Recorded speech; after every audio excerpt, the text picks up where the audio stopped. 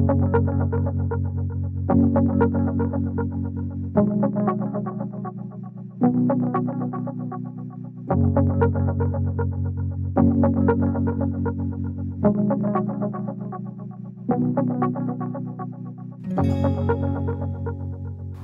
and welcome to this Beat the Parasites webinar brought to you by Boehring at Ingelheim.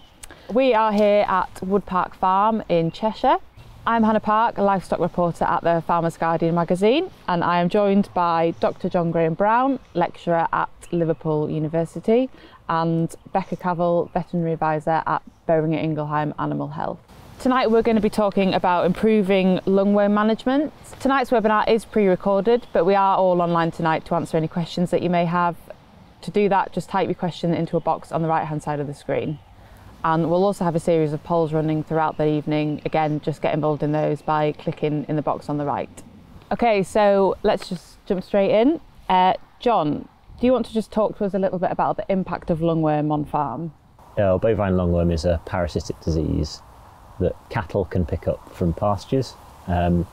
So it's typically an issue that you will see in sort of the late part of the summer into the autumn months.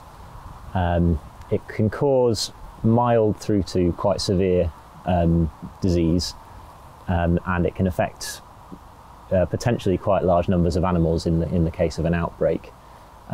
Generally, it's young stock that are at risk of disease, so animals that haven't been out to pastures before picking up disease and seeing the disease for the first time. But having said that, under certain circumstances, other animals may also be at risk. So second season grazers and even adult cattle can still be at risk from the disease as well. In terms of its impact, there's quite a few studies that show that it has quite a profound economic impact as well as welfare, and it can have, it's been shown to impact on things like milk production and fertility and so on as well. And in the case of young stock, whilst they will get over the disease in severe cases, the damage can be permanent, and therefore they're potentially affected longer term, even if they get through that initial disease phase. And in terms of financial cost, is there any sort of measurables that you could put on that?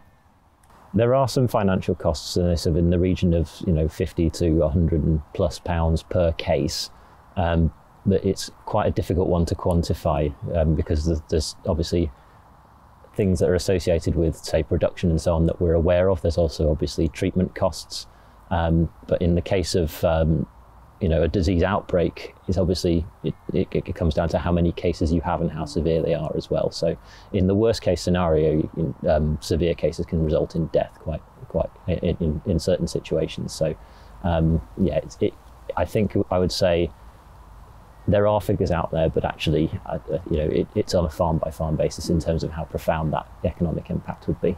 So we probably think about lungworm in terms of dairy cattle quite often, but on the beef side of things, what should beef farmers be aware of?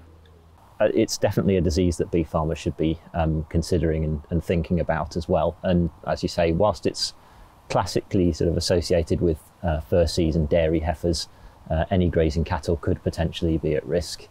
So that includes beef animals, in particular beef young stock, and those either that are in their first grazing season in the case of spring-born calves, or second season in the case of autumn-born calves. Obviously, some farms will have lungworm, some won't, and actually if a lot of farmers will know if they have a problem with lungworm potentially historically on the farm. However, if you're buying in stock, then it could potentially be something that you bring in with those stock as well, and that would apply to beef and cattle, beef and dairy farmers.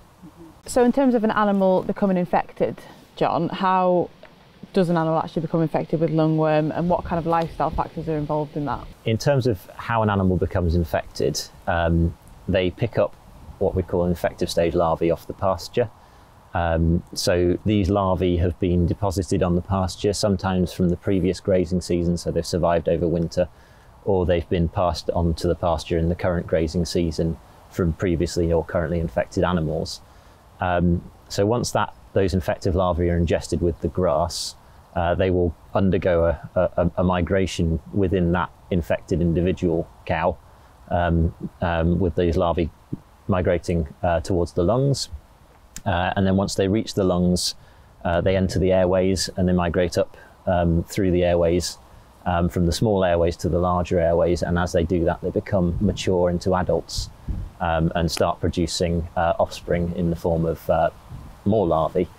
And it's this migration stage within the lungs and then the production of these eggs and so on that then starts to cause problems with the cattle, sort of affecting their health. And that's where you get the sort of the clinical signs that you see. The cough that it produces will cause the animals to bring up the larvae that are produced by the adult worms, which are then swallowed and passed through the guts of the cattle to then be passed out into the feces again to reinfect the pasture. So you've just mentioned the cough there that an animal might develop as a result of the infection. So Becca, is that one of the sort of clinical signs to look out for, and what are the other sort of typical signs and symptoms? The cough is probably the most common sign that farmers are aware of, and we all talk about husk and that low cough that they produce. There are signs that we can pick up a bit earlier than that full-blown cough, maybe just with an animal putting its head out towards the ground, or there's a little bit of coughing when animals are moving rather than if they're just stood still. And at what point do you think farmers should be thinking, right, I should really be getting the vet out at this point? I think, like John said, there's often a history of lungworm on the farm, and people that know that are probably looking for those signs more. And really, if there is a clinical problem, you want to get speaking to your vet and treating those animals before they're at the point of having a really bad cough and mouth breathing, which often, cows and calves that have a very high challenge and are badly infected, that they will be stood there with their tongue hanging out, obviously, at which point that disease is very severe, and like John said, that can then have a massive impact going forward. Their lungs can be permanently damaged. So thinking about kind of factors that affect disease incidence, what kind of environmental and herd management factors should we be thinking about? So in terms of specific risks that are posed to cattle, there's a few things to think about really. First of all, as we've sort of talked about already, some farms will have a history of disease. So if you know you have lungworm on your farm, it should always be a consideration for you year on year really. So if it's there, I think it can be reasonably safely assumed that it's going to continue to persist.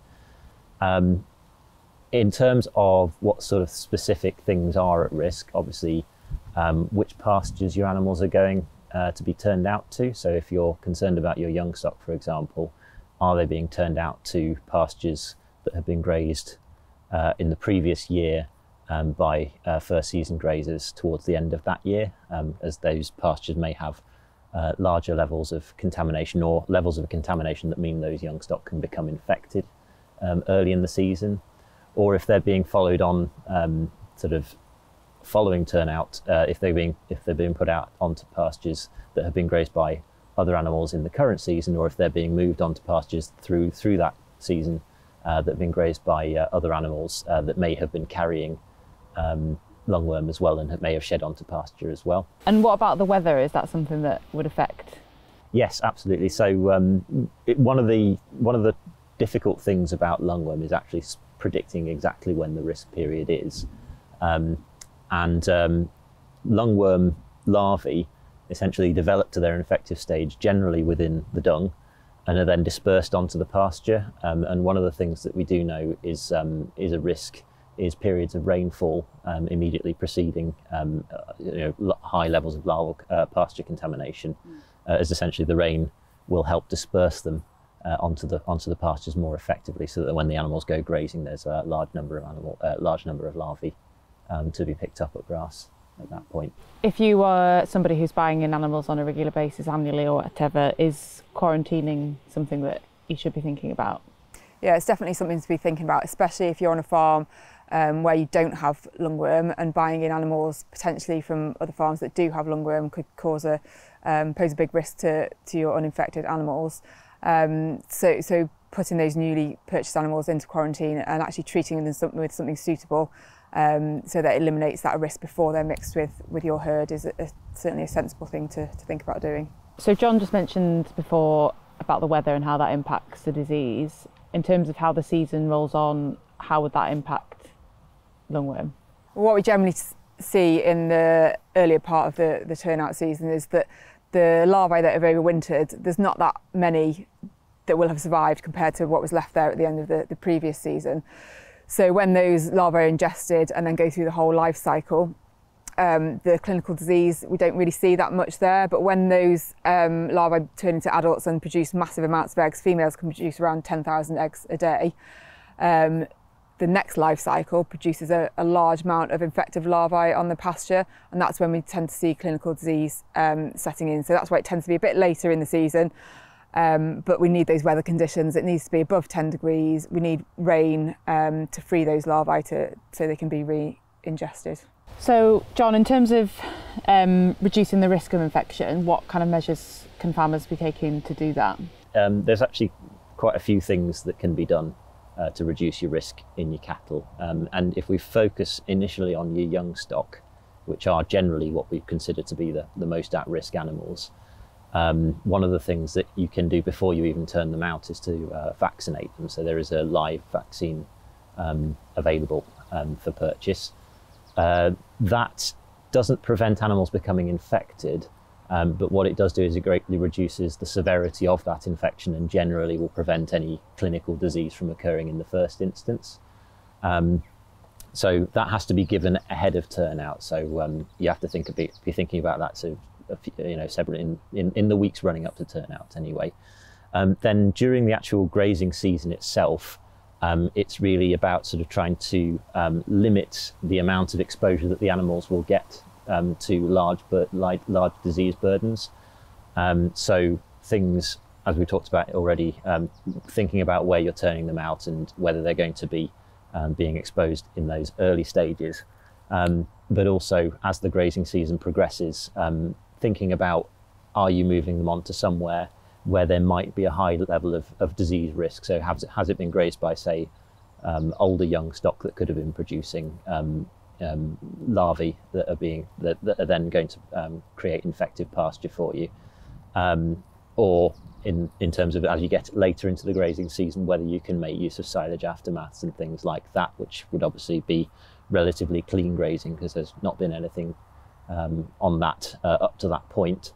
And then obviously linking into all of that is how you use wormers effectively.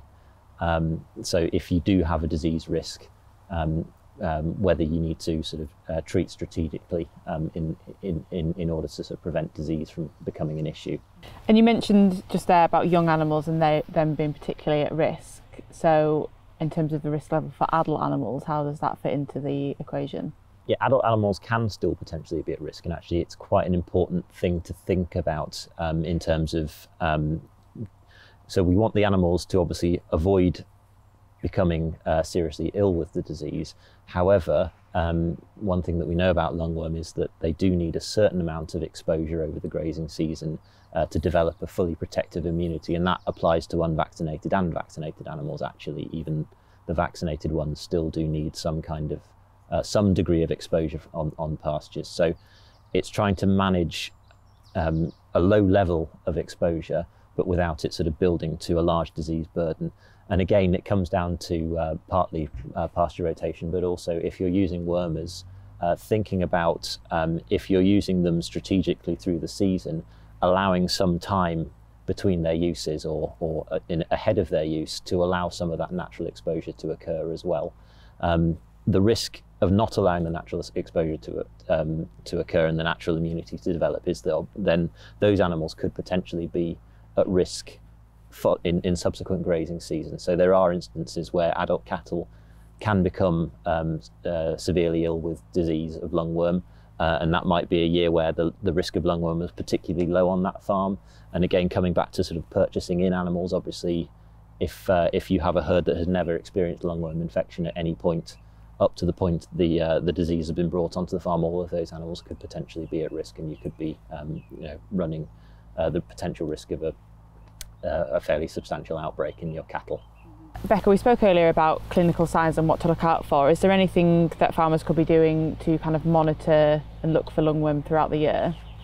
Yeah, lungworm is quite a tricky one, and it's a fine balancing act between just watching and waiting for clinical signs But you can look for the larvae in faeces. Obviously, by that point, there's already a patent infection with adults there that are producing eggs and therefore larvae that are passed out in the faeces. In the future, hopefully there might be more in the way of tests by blood or milk that can look at exposure to lungworm and then preempt some of these diseases that we're seeing at the moment. So in terms of planning your treatment options and strategy through the year, what are the sort of main considerations that you should be thinking about, John? So I think one of the important things to bear in mind with treatments for lungworm is that the drugs that we would recommend and use for treatment of lungworm are the same that we would generally use for control of roundworms as well, so gut roundworms too. So generally speaking, if you have a parasite control plan in place, you planned with your vet or your health advisor ahead of the grazing season that's focused on controlling roundworms and gutworms specifically, then for the most part that will likely cover lungworms as well.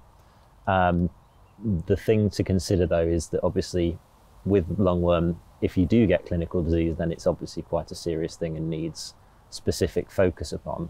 And in terms of how you plan your worming strategy, whilst roundworms and gutworms are the main focus, it is important to consider lungworms both from a disease risk perspective but also in terms of that sort of exposure, or allowing that natural exposure and windows where that can occur too. So in terms of treatment options and what's out there, is there anything that dairy farmers should be particularly aware of? Yeah, I mean, obviously there are a lot of products on the market, but not all of those are suitable for dairy cows. There are probably a lot more products that are suitable for beef cows, but if you look at those, some of them will specifically say that they're not to be used in lactating cattle. So a dairy farmer needs to be looking for a product that has a zero milk withhold, so that they can effectively treat the animals without having to hold the milk back out of the tank and lose financially from that point of view. So John, thinking about kind of the sustainability angle and the responsible use of wormers, what kind of things are in the pipeline that could maybe help that? There are some challenges currently with the way we try and control lungworm and the risk of it on farms. As Becca's already identified, there are ways you can diagnose lungworm, but they have their limitations in terms of how early in infection you can actually see disease, or you can identify infection and therefore take appropriate steps. So one of the things that would be good to have or try and improve is the diagnostic opportunities for lungworm, so that we can identify when infection occurs at an earlier stage, which would obviously then help inform treatments. So one of the advantages of being able to identify specific animals that require treatments more effectively would limit the number of times we might have to treat the animals over a grazing season, and also treat only the animals that are actually in need of it, and that would therefore limit the amount of wormer that we're using on a farm in a given year, which would have a positive impact in terms of both, say, selection pressure for resistance, but also potential reductions in environmental impacts as well. Brilliant. So in terms of a few takeaways from tonight, John, what would you say is sort of important to consider when thinking about the impact lungworm could have on productivity? The takeaway message I would say in terms of the productivity side of things is that it's a disease that can potentially sometimes be overlooked in terms of sort of parasite control and so on, but that where there are issues with it, the impact can be quite profound. So if you do get clinical disease, large numbers of animals can potentially be impacted. In adult cattle, it can lead directly to loss of milk and so on in lactating dairy cattle, but also importantly in young stock, will affect their growth rates and so on in the short term, but with permanent lung damage, those animals will be affected in their productivity long term as well, and obviously all of the welfare issues that go along with that. And Becca, in terms of how best to manage lungworm as a whole on farm, what would you say is a kind of key thing to consider? Yeah, I mean, I think my takeaway message would be that we really need to have a holistic approach to how we deal with lungworm.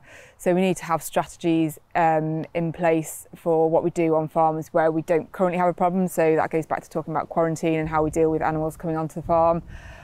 So strategies for pasture management, where we're putting our young stock out to graze and what animals have grazed there previously. Strategies for how we are going to treat if we have a problem, and identifying those problems as early as we possibly can do. I think to do all these things, it involves basically the producer working in close conjunction with their vet to have a plan put in place that everybody knows what they need to do for each part of the grazing season. And by doing that, when we come to treatment, we know what the right wormers are to choose and at what point we need to do that. And that then ties into what John was saying earlier about limiting the negative impact we have with regards to selecting for resistance and also the environmental impact.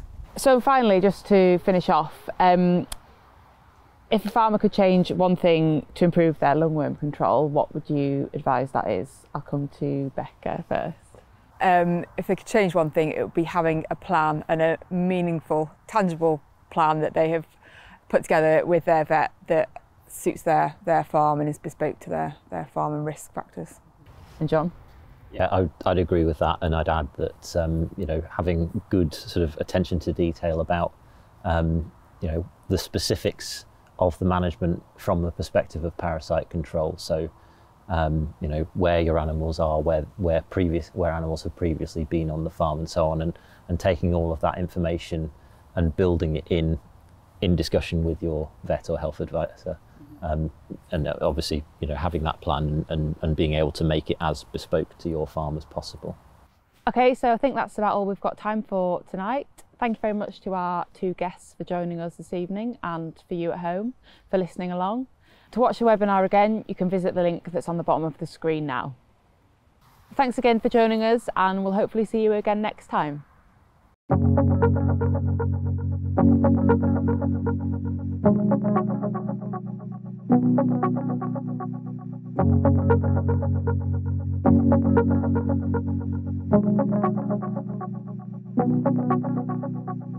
Thank you.